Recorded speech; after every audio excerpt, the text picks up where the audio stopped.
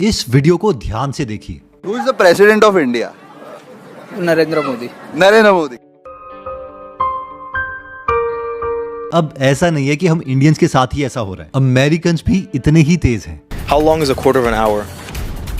25 minutes. There you go.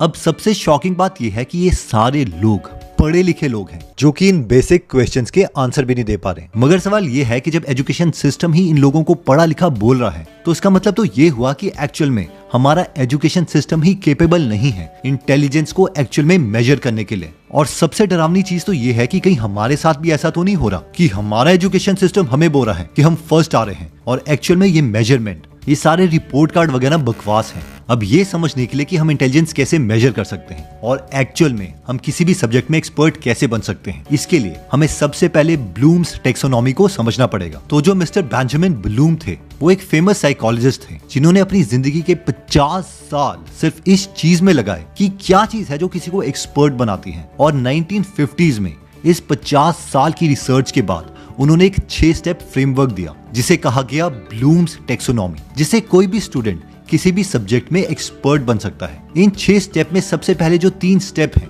उन्हें blooms ने lots कहा, यानी लोअर ऑर्डर थिंकिंग स्किल। ये 3 स्टेप्स बहुत जरूरी हैं, लेकिन ये हमें एक्सपर्ट नहीं बनाते हैं और मैक्सिमम पॉपुलेशन बस यहीं पर रुक जाती है। तो ये 6 स्टेप